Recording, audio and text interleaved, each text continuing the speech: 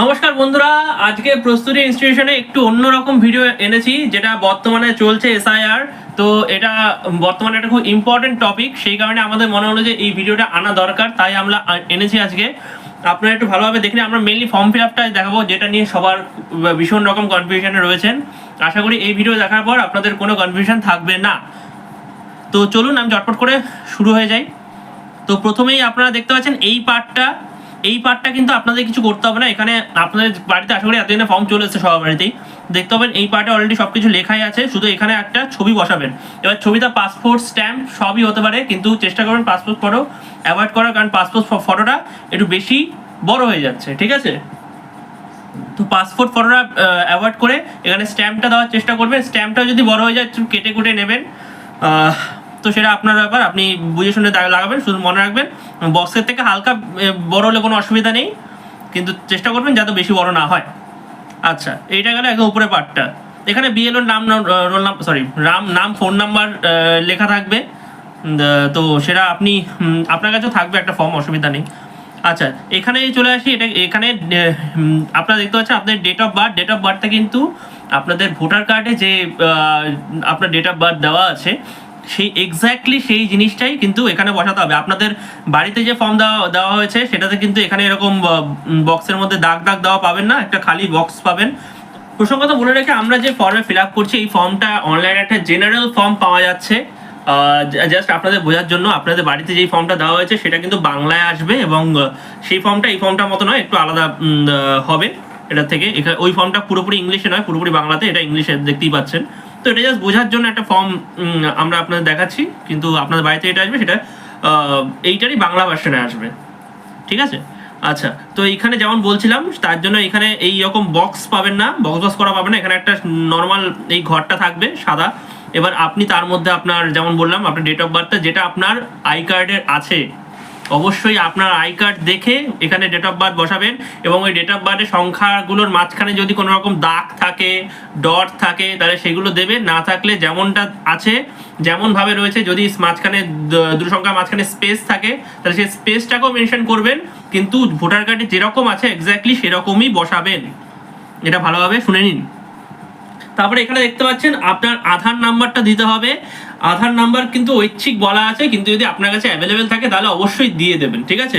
আধার নাম্বারও আপনি প্রতি 4টে সংখ্যার পরে একটা করে ছোট্ট গ্যাপ দিয়ে তারপর আবার 4টে সংখ্যা, এভাবে 12টা সংখ্যা লিখবেন টোটাল। যেমন আধার নাম্বার যেমন দেওয়া আছে আপনার আধার কার্ডে, এক্স্যাক্টলি ওভাবেই লিখবেন যদি আপনার কাছে অ্যাভেলেবেল থাকে।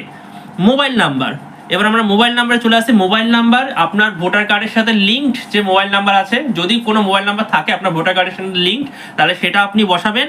অথবা যদি না থাকে, তাহলে বর্তমানে আপনার যেই নাম্বারটা রানিং রয়েছে, যেই নাম্বারে আপনার এসএমএস আসবে বা ফোন আসবে, সেই নাম্বারটা কিন্তু বর্তমানে আপনি এখানে বসাবেন। অর্থাৎ যে নাম্বারটা আপনি বর্তমানে দিতে স্বচ্ছন্দ বোধ করবেন, সেই নাম্বারটা আপনি এখানে বসাবেন। আচ্ছা, এরপরে চলে আসি পিতা বা অভিভাবকের নাম। এবার পিতা বা অভিভাবকের নামের ক্ষেত্রে পিতার নাম আপনি বসাবেন। পিতার নাম, পিতা যদি মারাও গিয়ে থাকেন সেক্ষেত্রেও লেট, প্রয়াত কিচ্ছু দেওয়ার দরকার নেই, শুধুমাত্র পিতার নামটা আপনি এখানে দেবেন, ঠিক আছে? আর যদি আপনি কোনো অরফানেজে বড় হয়ে থাকেন, তাহলে সেক্ষেত্রে সেখানে আপনার যে অভিভাবক ছিল তার নামটা এখানে দিতে হবে। তার নামের ক্ষেত্রে কোনো লেট ঠেট বসানোর দরকার নেই, লেট প্রয়াত কিচ্ছু বসাবেন না, শুধুমাত্র তার নাম অ্যাজ ইট ইজ যেমন রয়েছে সেরকমই দেবেন। আচ্ছা, পিতার ভোটার কার্ড যদি উনি বেঁচে থাকেন বর্তমানে, তাহলে সেক্ষেত্রে ওনার ভোটার কার্ড থাকলে সেই ভোটার কার্ডের নাম্বারটা আপনি এখানে বসাবেন।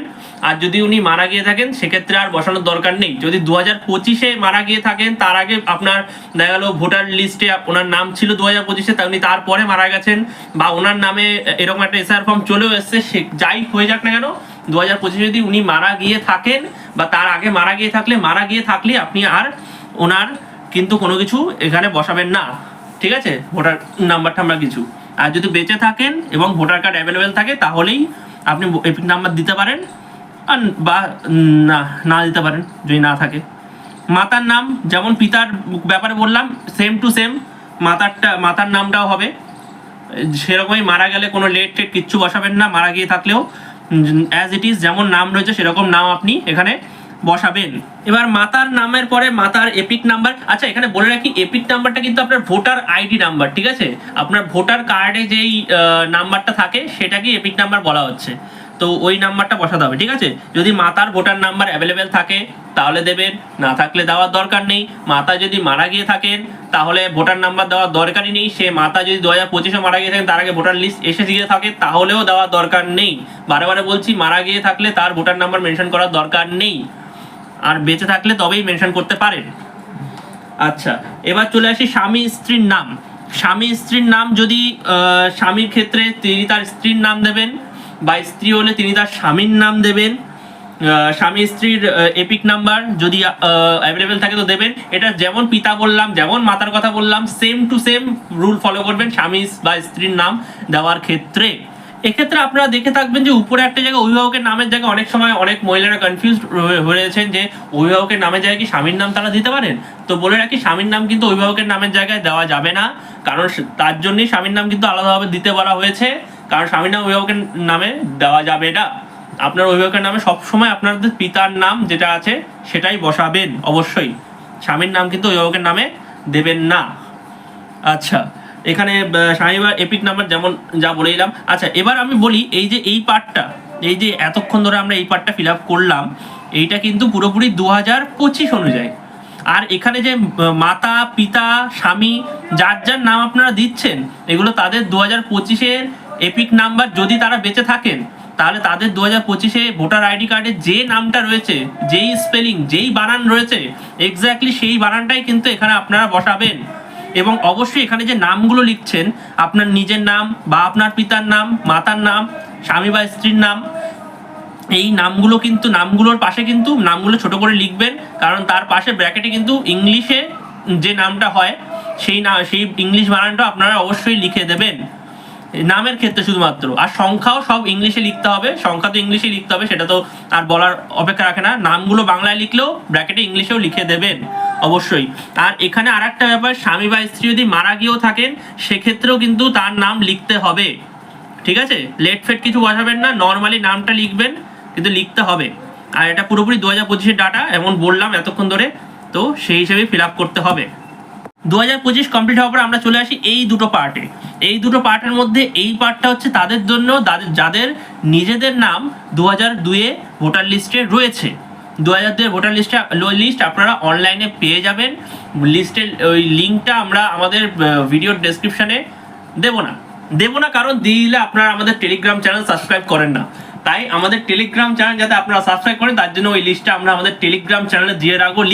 লিস্টটা নয়, লিঙ্ক থেকে গিয়ে আপনারা চেক করে নিতে পারেন। যারা এখনো চেক করেনি, মনে হয় না এখনো অবধি কেউ আছেন এরকম যে চেক করে উঠতে পারেননি, তাও যদি কেউ থাকেন সেখানে গিয়ে চেক করতে পারেন। যাই হোক, তো 2002-এর লিস্টে যদি আপনার নাম থাকে তাহলে আপনাকে এই পার্টটা ফিল আপ করতে হবে, ঠিক আছে? এই পার্টটা। আর যদি না থাকে, আপনার কোনো বাবা মা বা বাবার বাবা মা বা মায়ের দিকের বাবা মা, মানে মায়ের বাবা মা এরকম যদি থাকে, তাহলে এই পার্টটা ফিল আপ করতে হবে। তো এই পার্টটার ব্যাপারে আমরা পরে আসছি, আগে এই পার্টটা আপনাকে বোঝাচ্ছি। এই পার্টে প্রথমেই বলা হয়েছে নির্বাচকের নাম। একটা জিনিস মনে রাখবেন, এটা শুরু করার আগে বলে দিই, এটা যেহেতু 2002 অনুযায়ী ফিল আপ করছেন, তাই এখানে 2002-এ আপনার যে ওই যেই লিস্টটার ব্যাপারে বললাম, ওই লিস্টে আপনার নাম ঠাম যেই রকম আছে, যেই রকমভাবে আছে সেই রকমভাবে অ্যাজ ইট ইজ বসাবেন। যেমন আপনাদের 2025-এ ধরুন যা নাম ছিল, সেখানে দেখলেন 2002-এ সেই নামটা বা নামের স্পেলিং বা বানান যেটা, সেটাতে কিছু গন্ডগোল আছে, কিছু ভুল আছে। তো আপনাদের কিন্তু 2025 অনুযায়ী তাও এখানে বসবে না। 2002-এ যেই নাম ছিল সেই ভুল যদি থাকে, সেই ভুলটাই আপনারা এখানে লিখবেন, কিন্তু এক্স্যাক্টলি ওটাই কিন্তু এখানে বসাতে হবে, ঠিক আছে? এগেইন যেমন বলেছি, বাংলায় লিখে ব্র্যাকেটে ইংলিশে লিখে দেবেন। এবার যদি চলে আসি তারপরে এপিক নাম্বারটা ওই 2002-এর লিস্ট হয়ে যাবে। 2002-এর লিস্টটা কিন্তু ভীষণ দরকার, কারণ 2002-এর লিস্টে আপনি এপিক নাম্বার অর্থাৎ আপনার ভোটার আইডি নাম্বার ওটা কিন্তু পেয়ে যাবেন। 2002-এর এপিক নাম্বার কিন্তু 2025-এ এপিক নাম্বারের সাথে এক হবে না, দুটো আলাদা নাম্বার। তাহলে আপনারা কিন্তু এখানে 2025 দেখে বসাবেন না, অবশ্যই 2002-এর যে এপিক নাম্বারটা ছিল সে দেখে সেটাকেই এখানে মেনশন করবেন, 2025 কিন্তু দেবেন না। আচ্ছা, আত্মীয়ের নামে আপনার 2002 এর যে যেখানে নাম ছিল সেখানে দেখবে আপনার সম্পর্কে আপনার আত্মীয় ছিল। আপনি যদি কোনো পুরুষ হন সেক্ষেত্রে আপনার পিতার নাম থাকবে, বা খুব রেয়ার কেসে হয়তো মাতার নামও থাকতে পারে, যদি না থাকার সম্ভাবনা অনেক অনেক বেশি পিতার নামই সাধারণত থাকবে। যদি আপনি মহিলা হন সেক্ষেত্রে আপনার পিতার নাম বা আপনার স্বামীর নাম থাকতে পারে। তো যেই থাকবে আপনার আত্মীয় হিসেবে তারটাই এখানে আপনি বসাবেন, তার নামটা আর কি। দেখেন নামের পরে ব্র্যাকেটে আবার তার নামটা ইংলিশে লিখে দেবেন। সম্পর্কের ক্ষেত্রে আপনি যেই সম্পর্ক বসে, যেমন আপনি যদি আপনার স্বামীর নাম বসান তাহলে এখানে সম্পর্কে স্বামী হবে। যদি পিতার নাম বসে থাকেন সম্পর্কে পিতা লিখবেন সম্পর্কের জায়গায়, ঠিক আছে। জেলাটা 2002-এ আপনি যেই জেলার ভোটার ছিলেন সেই জেলাটা মেনশন করবেন। যেমন এমন হতে পারে যে 2025 হয়তো আপনি পশ্চিমবঙ্গে নর্থ চব্বিশ পরগনার ভোটার হয়েছেন, কিন্তু 2002-এ হয়তো আপনি দার্জিলিংয়ে ছিলেন, তাহলে আপনি কিন্তু এখানে দার্জিলিংই দেবেন, যে 2002-এর ভোটার লিস্ট অনুযায়ী আপনি দার্জিলিংয়ে ছিলেন। সেটা এখানে কিন্তু 2025 অনুযায়ী লিখবেন না। যদি কেউ বর্ধমানের হয়ে থাকেন, 2002 সালে বর্ধমানে পার্টিশন হয়নি তখনও, ফলে পশ্চিম বা পূর্ব বর্ধমান বলে কিছু ছিল না, শুধু বর্ধমান ছিল। তো আপনি কিন্তু এখানে বর্ধমানই লিখবেন, পশ্চিম বা পূর্ব বর্ধমান কোনো কিছু মেনশন করবেন না। আচ্ছা, এবার রাজ্যের নাম। রাজ্যে অনেকে দেখা গেছে যে 2002 সালে হয়তো অন্য রাজ্যে ছিল, পরে এখানে চলে এসছে, তাই এখানকার নামে ভোটার কার্ড রয়েছে 2025টায়, কিন্তু 2002-এ এখানে হয়তো উনি উড়িষ্যা বা কর্ণাটক বা অন্য যে কোনো রাজ্যে ছিল। তো সেক্ষেত্রে অবশ্যই সেই রাজ্যের যে নাম সেটাই বসাতে হবে। মানে এটা পুরোপুরি 2002-এ যা ওই লিস্টে যেরকম আছে সেরকম ফিল আপ করবেন, এখানে 2025-এর কোনো ইনফরমেশন কিন্তু এখানে দেবেন না। আচ্ছা, বিধানসভা ক্ষেত্রের নাম ওই সেম, যেই রাজ্যে আপনি ছিলেন সেই রাজ্যের যে বিধানসভা কেন্দ্রের আন্ডারে আপনি ভোট দিয়েছেন সেইখানে আপনি বসাবেন সেই নামটা। বিধানসভা কেন্দ্রের নাম্বারটাও সেম হবে, এটা পার্ট নাম্বার বা অংশ নাম্বার এবং ক্রমিক সংখ্যা, এই দুটোই আপনি এই সবকটে আপনি কিন্তু ওই লিস্টে পেয়ে যাবেন। এবার লিস্টে কোথায় কোনটা পাবেন সেটা আমাদের চ্যানেলে মেনশন করে যেখানে যেখানে যেটা আপনাদের বসাতে হবে। তো এইটা গেল 2002-এ যদি আপনার নাম থাকে সেইটা। যদি কোনো রকম কনফিউশন থেকে থাকেন আপনারা কমেন্ট সেকশনে কোয়েশ্চেন করুন, আমরা আমাদের সাধ্যমতো চেষ্টা করব উত্তর দেওয়ার। আচ্ছা, আপনার ব্যাপারটা তো মিটলো 2002-তে আপনার নাম থাকে। এবার যদি আপনার নাম না থাকলে, যেমন একদম শুরুতেই বলেছিলাম, এই পার্টটা যখন শুরু করেছিলাম তখনই বলেছিলাম যে আপনার বাবার বা মার বা আপনার ঠাকুরদা বা ঠাকুমা বা আপনার দাদু বা দিদা, এই 6 জন কিন্তু আপনি 6 জনের নাম মধ্যে কারুর যদি নাম থাকে 2002-এ সেটাই কিন্তু আপনি বসাতে পারবেন। এই 6 জনের বাইরে বাকি আপনার কাকা জ্যাঠা মামা মামি হাবি জাবি কিচ্ছু বসাতে পারবেন না। এই 6 জনের নামই আপনাকে বসাতে হবে, মানে 6 জনের মধ্যে যে কোনো একজনের নাম।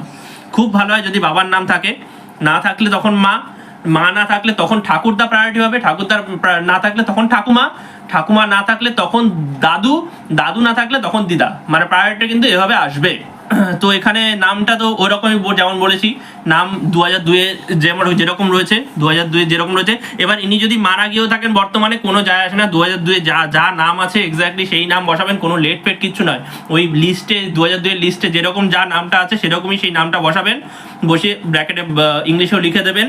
আচ্ছা, তার এপিক নাম্বার 2002-এ আপনি দেখতে পাবেন, সেখানে তার নাম থাকলে তার সম্পর্কে এপিক নাম্বার যে রয়েছে সেটা লিস্টেই দেওয়া থাকবে, সেই এক্স্যাক্ট এপিক নাম্বারটাই আপনি এখানে বসাবেন। এমন অনেক ক্ষেত্রে দেখা যাচ্ছে এপিক নাম্বার 2002-এ হয়তো নেই, কারণ দেখা যাচ্ছে এপিক নাম্বারের জায়গা ফাঁকা রয়েছে, সেক্ষেত্রে কিন্তু আপনাকে বসানোর দরকার নেই, যে কারণে এটা দেওয়া আছে যে যদি থাকে বলে লেখা আছে। তো মানে এখানে লেখা নেই, আপনি অরিজিনাল ফর্মে দেখবেন ওটা যদি থাকে লেখা আছে, তো দেওয়া না থাকলে আপনাকেও দিতে হবে না। আচ্ছা, আত্মীয়ের নাম, ওনার সম্পর্কিত আত্মীয়, ওনার নাম থাকলে ওনার সম্পর্কে কেউ না কেউ থাকবে। যেমন কোনো আপনার যদি বাবার নাম থাকে তাহলে তার বাবার নাম তার আত্মীয় হিসেবে থাকবে, বা আপনার মায়ের নাম থাকলে তার স্বামী বা তার বাবার নাম ওনার আত্মীয় হিসেবে থাকবে। তো যার নামটাই থাকবে সেই নামটাই আপনি এখানে বসাবেন, ব্র্যাকেটে তার ইংলিশ নামটা দিয়ে দেবেন অবশ্যই। এবার হচ্ছে মেন জায়গা যেখানে সবাই কনফিউজড হয়ে আছে, ইভেন আমরাও একটু কনফিউজড হয়ে আছি টু বি অনেস্ট, যে এই জায়গাটায় অ্যাকচুয়ালি এটা বিভিন্ন বিএলও বিভিন্ন রকম নির্দেশ দিচ্ছে। তো সেই ক্ষেত্রে কি করবেন, এইখানে আমরা একটা জেনারেল আইডিয়া আপনাদের দিয়ে দিচ্ছি, এরপরে আপনি একবার আপনার বিএলওকে অবশ্যই এটা জিজ্ঞেস করে নেবেন যে এখানে কিন্তু এই যে এখানে যার নাম দিয়েছেন এবং এইখানে যার নাম দিয়েছেন, এই দুজনের যে সম্পর্ক সেটাই এখানে মানে এনার সাপেক্ষে সম্পর্কটা লিখবেন অবশ্যই।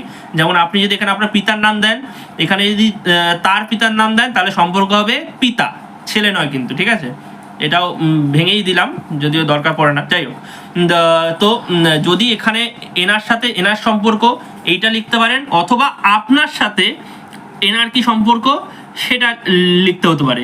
এবার বিভিন্ন বিএলও বিভিন্ন রকম বলছে, আপনি আপনার এলাকার বিএলওকে এটা একবার জিজ্ঞেস করবেন যে উনি কি লিখতে বলছেন, উনি যেটা লিখতে বলবেন আপনি এখানে সেটাই বসাবেন, ঠিক আছে।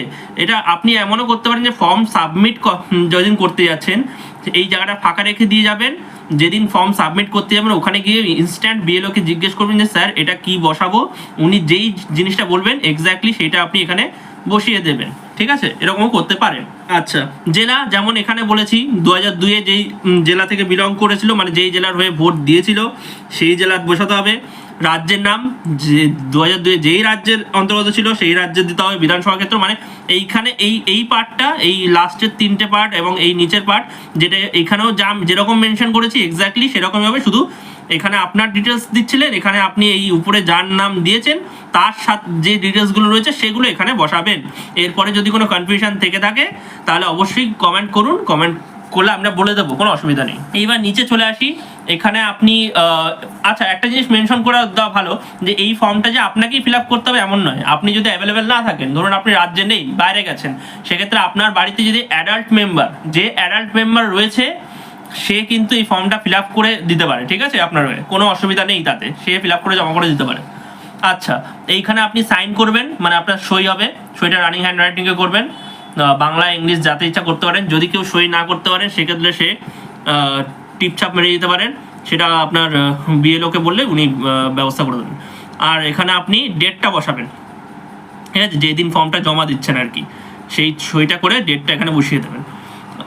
আর যদি কেউ, যেমন বললাম, যদি অন্য কেউ ফর্ম জমা করতে পারে সেক্ষেত্রে যে আপনারা জমা করছেন সে তার নামটা এখানে দেবে, দিয়ে ব্র্যাকেটে আপনার সাথে তার কি সম্পর্ক সেইটা সে মেনশন করে দেবে এবং ডেটটা বসিয়ে দেবে। তারপর আপনি যখন ফর্মটা জমা দিচ্ছেন তখন বিএলও একটা সাইন করবে প্লাস বিএলও স্ট্যাম্প মারবে। আপনার কাছে দুটো ফর্ম আছে কিন্তু, একটা আপনার কাছে থেকে যাবে আর একটা ফর্ম আপনি জমা করবেন। দুটো ফর্মেই সেম একদম হুবহু কপি পেস্ট হবে এবং দুটো ফর্মেই কিন্তু বিএলও সাইন করে স্ট্যাম্প মারবে। একটা ফর্ম আপনার কাছে থাকবে, একটা আপনি জমা দেবেন। এইটা গেল পুরো প্রসেস। এবার বাকি আপনাদের যদি কোনো রকম কোনো কনফিউশন থাকে আপনারা অবশ্যই কমেন্ট করুন, আমরা আমাদের সাধ্যমতো চেষ্টা করব উত্তর দেওয়ার। আচ্ছা, এতক্ষণ ধরে আমরা যেগুলো আপনাদের বললাম বা বোঝালাম সেটা কিন্তু পুরোটাই বেস ছিল আইদার আপনার নাম 2002-এ আছে বা আপনার যে 6জন আত্মীয়র কথা বললাম তাদের নাম 2002-এ রয়েছে। এবার ধরুন কারুর নেই, না আপনার নিজের আছে না আপনার কোনো আত্মীয়ের আছে, তারা কি করবেন? যাদের নাম এরকম নেই 2002-এর লিস্টে বা তাদের কোনো আত্মীয় নেই, তারা শুধুমাত্র 2025-এর এই যে এইটা আছে, এই পার্টটা দেখতে পাচ্ছেন, এই পার্টটা শুধুমাত্র ফিল আপ করবেন। নিচের দুটো পার্টে কোনোটাই আপনার ফিল আপ করার দরকার নেই, যেহেতু আপনার সেখানে কারোর নাম নেই তো কি ফিল আপ করবেন। এই পার্টটা অবশ্যই ফিল আপ করবেন, যেরকমভাবে বলেছি সেরকমভাবে ফিল আপ করবেন 2025-এর পার্টটা। তো এটা গেল প্রথমে, এটা তো ফর্মের ব্যাপারটা গেল। এবার যাদের নাম 2002-এর লিস্টে নেই তারা কিন্তু এটা ফিল আপ করে আপনি বিএলওর কাছে জমা দিয়ে দেবেন এবং তারপর 9 তারিখের পর, এটা টেন্টেটিভ ডেট বলছি, এবার আমরা অরিজিনাল ডেট এখনও শিওর নই, তো টেন্টেটিভ ডেট হিসেবে 9 তারিখের পর যে লিস্টটা দেবে, খসড়া একটা দেওয়ার কথা, সেই লিস্টে হয়তো আপনার নাম থাকবে না যেহেতু আপনি এই লিস্ট নথিটা দেননি, তো তখন কিন্তু আপনাদেরকে আবার ভেরিফিকেশনের জন্য ডাকবে। সেই সময় কিছু আপনাদের ডকুমেন্টস মেনশন করেছে নির্বাচন কমিশন থেকে, যেগুলো কিন্তু আপনাদেরকে শো করাতে হবে, আধার কার্ড সমেত। আধার কার্ড অবশ্যই দেবেন, তার সাথে মোটামুটি 11টা ডকুমেন্ট মেনশন করেছে নির্বাচন কমিশন, তার মধ্যে যে কোনো একটা আপনি দিলেই হবে, ঠিক আছে। এবার আমি একবার চট করে বলে দিচ্ছি আপনাদের যে কোন 11টা ডকুমেন্টস লাগবে।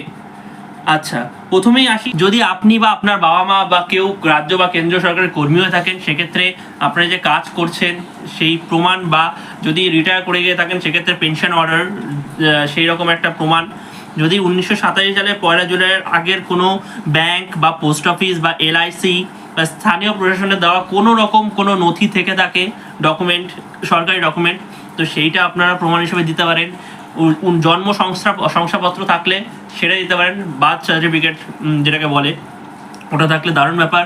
পাসপোর্ট থাকলে অসাধারণ ব্যাপার, পাসপোর্ট দিতে পারেন। যদি মাধ্যমিক বা তার অধিক শিক্ষাগত যোগ্যতা কোনো সার্টিফিকেট আপনার কাছে থাকে সেটাও দিতে পারেন। এবার কিছু ক্ষেত্রে দেখা যাবে অনেক আগে যারা পড়াশোনা করেছেন, অ্যাকচুয়ালি যারা পড়াশোনা করেছেন তাদের তো মাধ্যমিক বা তার অধিক থাকবে। অনেক আগে যারা পড়াশোনা করেননি তাদের মাধ্যমিকের কোনো কিছু থাকবে না, কিন্তু তার নিচে যদি 8 পাস সার্টিফিকেট বলে একটা জিনিস হয়, যেটা আগেকার দিনে দেওয়া হতো, তো আগেকার দিনে যে 8 পাস সার্টিফিকেট বলে একটা জিনিস দেওয়া হতো, ওটা যদি আপনার কাছে থেকে থাকে তো আপনি সেটাও শো করতে পারেন। হয়তো এটা আপনার বিএলওকে দেখালে বিএলওই বলে দেবে যে সেটা চলবে কি চলবে না, ঠিক আছে। আর বা স্কুলের যদি কোনো রকম কোনো যেটাই কিছু একটা থাকলেই হলো, আপনাকে যা শো করতে হবে, তারপরে চলবে কি চলবে না সেটা তো পরের ব্যাপার। আচ্ছা, রাজ্য সরকারের উপযুক্ত কর্তৃপক্ষের দেওয়া বাসস্থানের শংসাপত্র, অর্থাৎ বললে রেসিডেন্সিয়াল সার্টিফিকেট যে ব্যাপার জিনিসটা আছে, ওই জিনিসটা আপনারা দিতে পারেন, শো করতে পারেন। জাতিগত যদি এসসি এসটি ওবিসি বা কোনো কমিউনিটির হন, তাহলে সেই শংসাপত্র যদি থেকে থাকে সেটাও দিতে পারেন। আচ্ছা, যদি নাগরিকের ন্যাশনাল রেজিস্টার এনআরসিতে আপনার নাম থেকে থাকে তাহলে সেটাও আপনি শো করাতে পারেন। স্থানীয় প্রশাসনে দেওয়া পারিবারিক রেজিস্টার, অর্থাৎ পারিবারিক রেজিস্টারের মধ্যে আপনার এমন হতে পারে যে ইনকাম সার্টিফিকেট, এইসব তো পড়ে, তো এইগুলো আপনারা চাইলে দিতে পারেন। জৈব বাড়ির দলিল যদি থেকে থাকে অবশ্যই দিতে পারেন। তো এইগুলো বেশিরভাগ নথি আপনারা দেখবেন 2002-এর আগের নথি আর কি আপনাকে শো করতে হবে। তো 2002-এর পরে শো করতে হবে এরকম নথি খুব কমই আছে, ঠিক আছে। বেশিরভাগ নথি চেষ্টা করুন 2002-এর আগের নথি যদি থাকে সেগুলোই শো করানোর। এই যে 11টা ডকুমেন্ট আমি মেনশন করলাম, এই 11 ডকুমেন্টসের নাম ডেসক্রিপশনে আমাদের লেখা আছে, আপনারা পড়ে নিতে পারেন, ঠিক আছে। তো ফর্ম সম্বন্ধিত মোটামুটি যা যা কোয়ারি ছিল সেগুলো জানিয়ে দিলাম। এবার নির্বাচন কমিশন শুধু ফর্মটা জমা দিতে হবে না, তার সাথে কিছু নথি আছে যেগুলো জমা দিতে হবে, তো সেগুলো ব্যাপারে একটু আলোচনা করে নিই। নির্বাচন কমিশন থেকে তিন রকমের লোকের কথা বলা হয়েছে। এক হচ্ছে যার জন্ম 1987-র আগে, 1 জুলাই 1987-এর আগে, যাদের জন্ম 1 জুলাই 1987 থেকে 2রা ডিসেম্বর 2004-এর মধ্যে, আবার যাদের জন্য 2রা ডিসেম্বর 2004-এর পরে। এই 3 ক্ষেত্রে আমি বলবো। প্রথমে আসে 1987-এর আগের ব্যাপারটায়। তো তাদের ক্ষেত্রে তাদেরকে নিজেদের কোনো জন্ম তারিখে জন্মস্থানের প্রুফ এবং একটা নথি, তার এরকমই একটা নথি আপনাদের কিন্তু দিতে হবে। আধার কার্ড 3টে ক্ষেত্রেই কমন, আধার কার্ড দিতে হবে, সাথে যে কোনো একটা নথি আপনাকে দিতে হবে। যে 11টা ডকুমেন্ট মেনশন করেছিলাম একটু আগে, সেই 11 ডকুমেন্টের মধ্যে যে কোনো একটা নথি। যাদের জন্ম 1987 থেকে 2004-এর মধ্যে, যেই স্পেসিফিক ডেটটা মেনশন করলাম সেই ডেটের উইদিন দ্যাট ডেট, তো তাদের ক্ষেত্রে নিজেদের তো একটা নথি দিতেই হবে, প্লাস বাবা অথবা মা কারোর আর একটা নথি কিন্তু দিতে হবে, ঠিক আছে। এবার 3 নম্বর, যাদের জন্ম 2004-এর পরে তাদের ক্ষেত্রে নিজেদেরও নথি দিতে হবে, বাবারও নথি দিতে হবে, প্লাস মায়েরও একটা নথি কিন্তু দিতে হবে, ঠিক আছে। যদি পিতা বা মাতার মধ্যে একজন ভারতীয় না হয়ে থাকেন তাহলে সেক্ষেত্রে যিনি ভারতীয় নন তার পাসপোর্টের মানে জেরক্স কিন্তু দিতে হবে। তো এটা গেল 3টে যে ভাগ নির্বাচন কমিশন থেকে করা হয়েছে, সেই 3টে ভাগের একটু আলোচনা। যে নথির কথা বলছি সেগুলো ওই 11 ডকুমেন্টস একটু আগে মেনশন করেছিলাম, ওখান থেকেই দিতে হবে, ঠিক আছে। এবার চলে আসি কিছু ফ্রিকোয়েন্টলি আস্কড কোয়েশ্চেন্স বা FAQ-তে, যেগুলো নিয়ে সবার একটু কনফিউশন আছে, তো সেগুলো আমরা বলে দিচ্ছি। প্রথমে হচ্ছে ফর্মাল ল্যাঙ্গুয়েজ, মানে এটা ফিল আপ করবো কোন ল্যাঙ্গুয়েজে। তো এই ফর্মটা আমি তো মেনশন করেছি, অ্যাকচুয়ালি ফর্ম ফিল আপ করার সময়ও মেনশন করে দিয়েছি যে সংখ্যা যেখানে যেখানে লিখবেন সেগুলো পুরোটাই ইংলিশে লিখবেন। নাম যেখানে যেখানে লিখবেন সেগুলো নামটা বাংলায় লিখবেন, কিন্তু ব্র্যাকেটে ইংলিশেও নামটা মেনশন করে দেবেন, ঠিক আছে। এটা বিএলওদের সুবিধা হবে। আচ্ছা, কালি কি ব্যবহার করবেন? লাল নীল সবুজের মেলা বসাবেন না, শুধুমাত্র নীল এবং ব্ল্যাক, এই নীল এবং ব্ল্যাক কালি, এই দুটো কালি আপনি ব্যবহার করতে পারবেন, ঠিক আছে। আচ্ছা, আর একটা ইন্টারেস্টিং জিনিস সেটা হচ্ছে ফর্মের নাম ঠামগুলো না, ওগুলো যখন ইংলিশে ব্র্যাকেটে লিখবেন তখন সেটা ক্যাপিটালে লিখে দেবেন, ঠিক আছে। স্মল লেটারে নয়, ক্যাপিটাল লেটারে লিখবেন ইংলিশে। বাংলায় তো ক্যাপিটাল লেটারের কোনো ব্যাপার নেই, যাই হোক। আচ্ছা, ফটো যেটা হবে সেটা পাসপোর্ট, যেমন বলেছিলাম একদম শুরুতে পাসপোর্ট বা স্ট্যাম্প যে কোনো কিছু হতে পারে। পাসপোর্টটা চেষ্টা করে অ্যাভয়েড করে, কারণ বিশাল বড় হয়ে যায়। স্ট্যাম্প আনবেন, সেটাকেও হয়তো আপনাকে কেটে কুটে নিতে হবে নিজের মতো করে, বেশি কাটার দরকার নেই, একটু বেরোলে কোনো অসুবিধা নেই, ঠিক আছে। তো সেটা করবেন। আর ব্যাকগ্রাউন্ড, ফটোর ব্যাকগ্রাউন্ড চেষ্টা করবেন হোয়াইট রাখার, যদি বা সাদা রাখার। যদি একান্তই সাদা নাও থাকে, যেন একদম হালকা কালারের ব্যাকগ্রাউন্ড হয়, ঠিক আছে? ডিপ কালারের ব্যাকগ্রাউন্ড দেবেন না। আর চশমা দিয়ে বা চশমা ছাড়া যে কোনোভাবে ছবি তুলতে পারেন। চশমা দিয়ে তুললে মনে রাখবেন যেন চোখটা স্পষ্টভাবে পরিষ্কারভাবে বোঝা যায়, ঠিক আছে? আর যেন কানও দেখা যায়। এবার হচ্ছে একটা ইন্টারেস্টিং কোয়েশ্চেন, যেটা হচ্ছে বিয়ের পরে যদি কারোর টাইটেল চেঞ্জ হয়ে গিয়ে থাকে। তো দেখুন, এটা কোনো প্রবলেম নেই। আপনি 2025 যখন ফিল আপ করছেন, তখন আলটিমেটলি 25-এ ভোটার আই কার্ডে যে নামে আপনার রয়েছে সেইটাই বসাবেন। এবার সেটা যদি বিয়ের পরে টাইটেল চেঞ্জ হয়ে গিয়ে সেই টাইটেল দিয়ে ভোটার আই কার্ডে থেকে থাকে, তাহলে তো আপনাকে 2025-এর সেইটাই দিতে হবে। আর কিন্তু 2002-এ কিন্তু আপনার যেটা 2-এর লিস্টে যেটা থাকবে সেটাই দিতে হবে। এখানে কোনো আলাদা অপশন নেই, ঠিক আছে? তো এটাতে কনফিউজ হওয়ার ব্যাপার নেই। আমাদের মাথায় এই কটাই কোয়েশ্চেন এই মুহূর্তে এলো। এবার যদি আপনাদের কাছে আরও কোনো প্রশ্ন থেকে থাকে, আপনারা ভিডিওর কমেন্ট সেকশনে সেটা আমাদের জানান। আমরা চেষ্টা করবো আমাদের সাধ্যমতো আপনাদের সাহায্য করার। বন্ধুরা, ভিডিওর একদম শেষে এসে আমাদের একটা যে ছোট্ট জিনিস মনে পড়ে গেছে হঠাৎ করে, যেটা আমাদের মনে হয়েছে মেনশন করে দেওয়া দরকার, তাই একবার মেনশন করে দিচ্ছি।